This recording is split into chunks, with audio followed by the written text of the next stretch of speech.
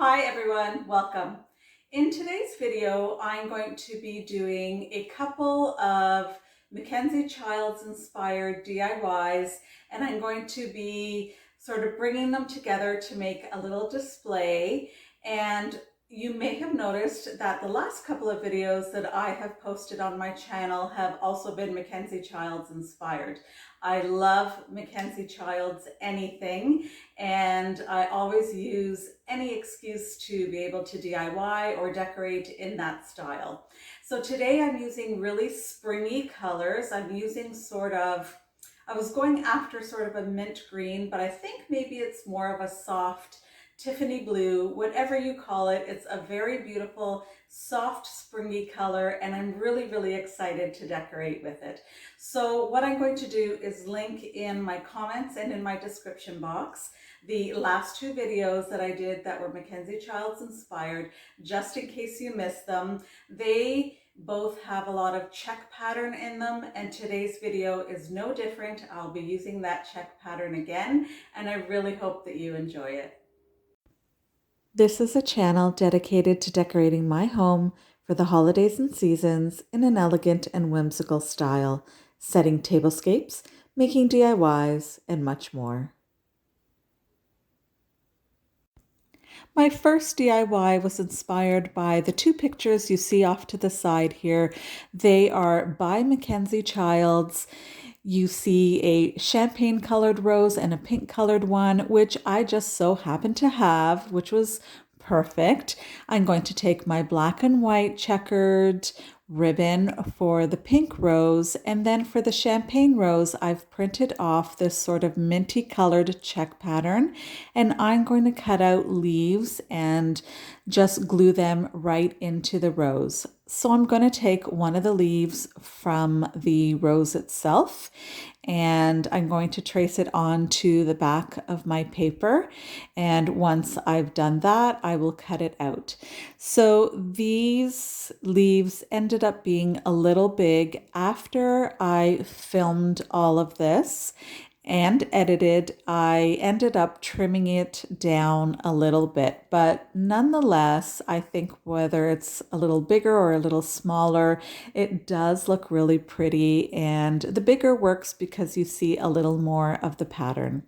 So I'm just cutting out the first leaf, and I will cut out 3 in total, and then I will simply just glue them right into the rose there. So pretty. Here we go. Here are the 3 leaves that I cut out. Now the rose sits best so that the rose is on the right-hand side. So I will use the 3 leaves sort of on the sides and on the top, and I'm not going to add one to the bottom because I think that once the rose is sitting down in display, the bottom leaf would probably just get covered anyway. We wouldn't see much of that. So I'm just not interested in doing that work if it's not going to show anyway. And so I'm going ahead and gluing the leaves right into the rose. I'm using sort of a leaf shape rather than a petal shape. I'm having them sit inside, and you can probably see at this point what I was talking about, that the petals are a little large, so I did trim down 2 of them, the 2 side ones, just a little bit, really not a lot, but they do look cute, and so that's our first one there. I think the colors are just absolutely beautiful. So let's move on to our pink one. The pink one sort of sits best going the other way so that the flower is on the left-hand side, and so I will work with it that way. I'm taking my black and white checkered ribbon. I'm not going to use any leaves to trace it.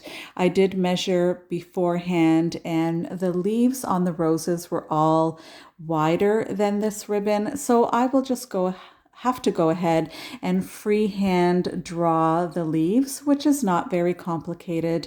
I think a leaf shape is pretty simple and pretty basic. So I go ahead and do that and cut. Now I have all 3 leaves cut out. I did keep a bit of the wire that's in the ribbon on the leaves themselves so that they had a little more body to them and I wouldn't go through the problem of them sort of flopping forward. And just like I did with the champagne rose, I'm going to glue these leaves right into the flower. And what I do to really make sure that they stay is I not only glue the bottom of the leaf, I glue the back of the leaf to the petal behind it where possible so that it really does stay. And that seems to have worked really well because I don't have a problem with these petals sort of shifting around at all. So that worked out quite nicely. And I think this rose, even more so than the other, really looks a lot like the inspiration piece. So here's both of them. This next little project is inspired by this picture, and in particular that candle that you saw there in the picture. That's a green and white check that inspired me to find and print off this green and white check. Now, this candle would be perfect other than if we light it, the paper would burn. So what I did was I went to Walmart, purchased this battery operated candle for $9.98, and I thought it would be perfect. When I got it home and took it out of the box, I did not like it. It's too big, too wide. For the look that I'm after here, it's got this sort of little scalloped look, which would be a little difficult to work with. So I'm going to use the candle here, and I'm just going to use it for display and not light it so we don't run into the danger of that paper burning. So what I'm going to do here is simply cut out this paper.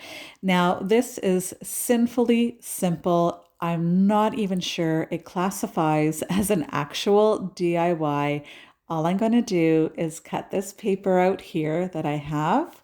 I will measure it against the candle and ensure that it fits properly, and then wrap it all around the candle. And it's really as simple as that. Now, there are ways of transferring images on to wax or wax paper so that you can kind of heat them up and have them adhere to your wax candles. One day I'm going to have to attempt that. I think that would have actually been amazing for this particular little project. But I did not go ahead and do that here. I need to do a little more research into how to do that. But once I learn, I only anticipate that I will need just tons of candles to do that because I think that I will really enjoy that look. So let's just wrap that around our candle here and we're done. I'm so happy today to be collaborating with Indiana Jones and Jody at Southern Seasons, two YouTubers like myself who love Mackenzie-Childs Inspired Decor. I do believe you will enjoy this playlist. Please watch it. It is linked in my description box. You will find all sorts of inspiration for springtime Mackenzie-Childs Inspired DIYs, and you'll see how we display them. Here we have the first rose that I worked on. Again, I did trim down those leaves so it looks a lot better now. I have the candle off to the side, a smaller pillar candle that I picked up at Walmart, a little sort of teal colored peony flower there, and a Tiffany blue napkin hanging off of this little sort of wooden box there on a matching colored placemat. I think that's quite cute. Let me show you now what I do with this box here so that I can display our pink rose. This box came with a recent bottle of wine that we just purchased. The box is intended to go up and down, but I have it lying on its side. And I'm taking this paper, which I have so much of. Some of you may recognize it from a Valentine's Mackenzie-Childs inspired video that I did. If you haven't seen that video, I will link it in my description below. So I thought that this would be perfect, not only the color, but the fact that the image or images on this paper are roses. And so I'm simply cutting out the rose of my choice here. And it's a nice sort of longer piece that will be perfect because I'm going to Mod Podge it starting on top of the box there and then sort of cascading over and down the side of the box. So I make sure to position it just right and it's off to the side. I'm going to use a good coating of the Mod Podge to make sure that it sticks really nicely. And a tiny bit of that image even goes under the box, and I really like that. I like that look, and so we're going to continue to glue this on, making sure that all the sides are nicely glued down. And then I give it a good coat on top as well, because as many know, Mod Podge is a sealer as well as an adhesive. So it's a great product. It sort of has two different duties, and that works for me. So once I have this done, I wait for it to dry. Here's a second little display using the pink rose that I DIY'd and the box being used as a riser. A matching pitcher with another pink rose in it and a doily with a pink little runner underneath really gives this a shabby chic look. And since my co-collaborators Annie and Jody happen to love shabby chic decor, I dedicate this display to them. Thank you so much for joining me today. Please give this video a thumbs up if you enjoyed it, and share this video with someone who you think may be interested.